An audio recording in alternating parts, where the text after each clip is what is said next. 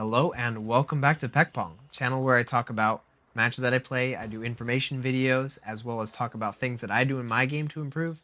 That could probably help you as well.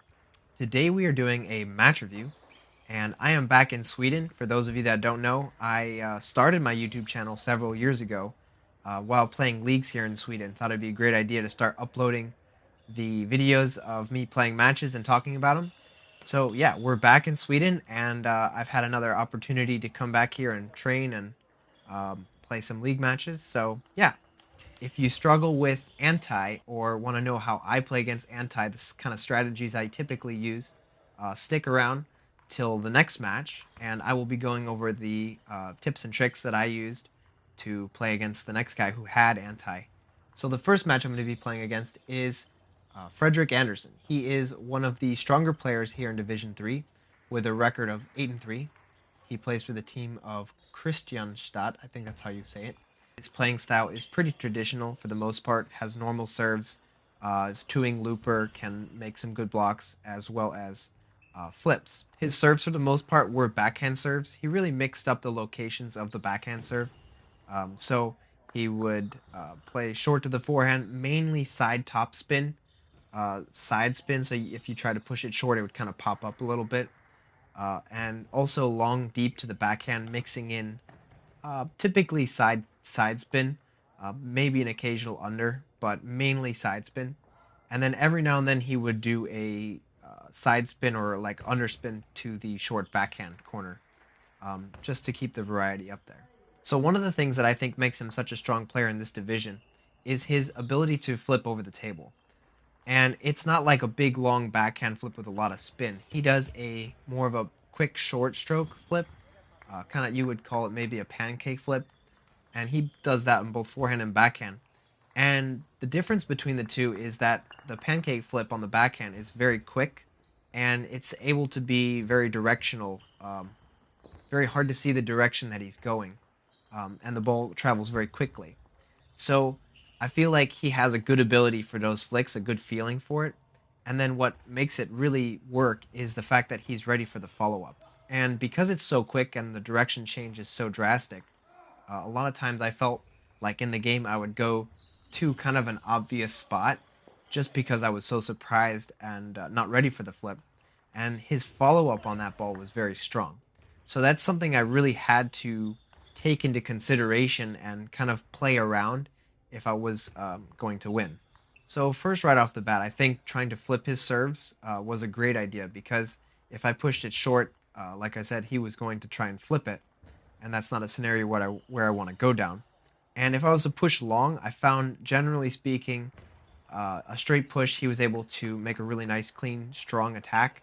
And I'm not really a blocker, so I was not able to win the blocking points. So if I was to push long, I tried to push long with a lot of side spin and try to uh, make maximum side and underspin, so he had to lift the ball. And then I was able to kind of maybe get into the game, or he would miss that shot directly off the bat. And I think early on in the game, I tried to do my normal side spin serves or sometimes my dead ones, and he was flipping those right off the bat. And I just decided I probably would be better off going with long serves and short, heavy backspins. And that's just kind of trying to take away his super strength and kind of maneuver the game into an area where he's not getting to use that ability to win points.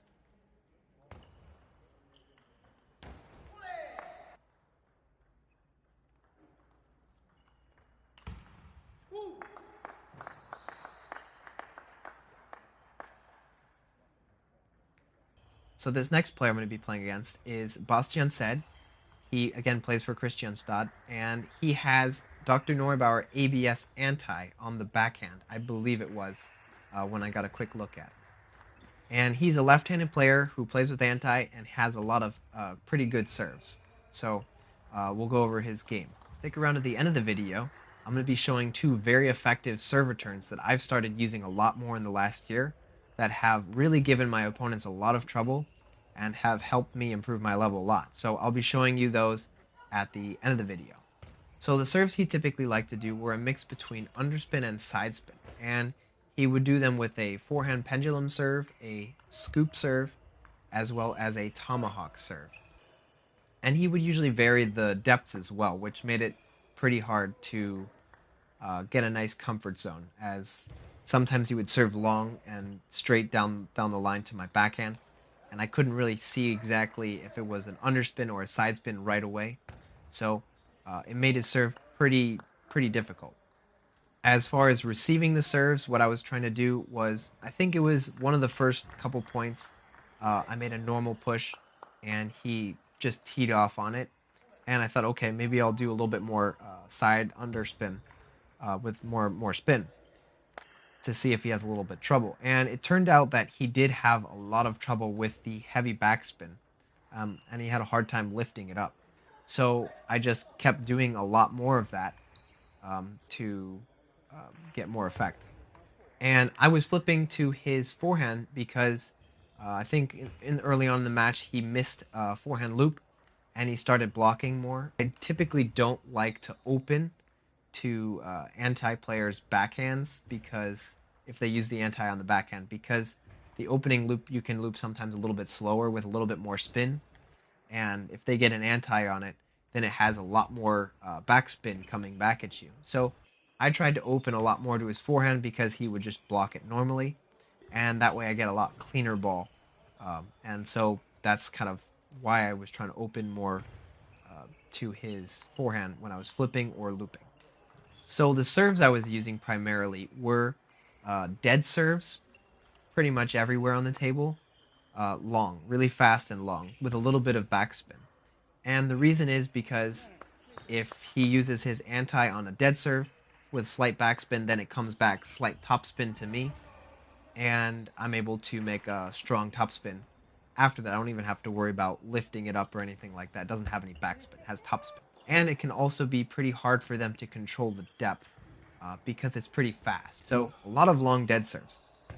And the other serves that I was doing was the straight underspin or dead serve wide to his forehand. And that's just because I want to kind of spread the table so he doesn't feel so comfortable using the anti all the time. And also because I get a clean ball because he was using his normal rubber on the forehand side as I was serving as wide as I could to the forehand corner. And this would give me the ability to play kind of like a normal point. If he kind of pushed long, then I'd get to open like I normally do. And if he messed up on the dead ball, then I would be able to probably get a strong attack in. So I did kind of only, you could say, 3 serves. I did long dead serves anywhere, as well as the no spin or heavy backspin to the short forehand. And that was, yeah, just to spread the table. All right, so the 2 very effective serve returns. And these 2 serve returns are forms of side spin. And when you return with side spin on serves, it can be very hard for the opponent because the ball is moving like a lot sideways, as well as it's hard to tell how much backspin is on the ball. If you just make a straight backspin cut, you can see pretty clearly if it's less spin or if it has a lot of spin. But when they make a side swipe, it's pretty hard to tell exactly how much backspin is on the ball, because you can pretty much go underneath it with no backspin, or you can cut into it a little bit, or you can do a lot of backspin and really cut into it deeply. It makes the opponent have to maybe take a more safe approach and just spin the ball up, which lets you into the point if you have a good block. So the first one I'm going to be going over is the backhand slice against a forehand pendulum serve. And this is basically going against the spin. So I'm having my friend Yoel here demonstrate. And this one is really great. I personally hate it when people do it to me because it just has so much spin and the side spin, and it's really hard to be aggressive on it because it's really not that easy. And basically they can serve anything pretty much from a little bit of side top, side spin, and side underspin, or just straight underspin, or even dead. So this return is really versatile in the fact that you can use it against a wide variety of forehand pendulum serves. And basically all you're doing is going from left to right and trying to get the ball to stay on the racket as long as possible and give it a lot of side spin. Generally speaking, all of the contacts you're going to be contacting pretty much on the fall. And this is because if you can let it come down, then you can keep it pretty low. And if it's topspin, then you're going to want to try and kind of carry the ball downwards to kill the upward energy of the ball wanting to go up. So very important that you kind of move down as you're slicing. If it's side spin, then you can pretty much just go straight through it and give a nice heavy cut. And if it's backspin, then you can kind of start from low and kind of move an upward direction with your side spin stroke to kind of lift the ball up. Generally speaking, I don't really exactly have a written rule on the depth that I like it.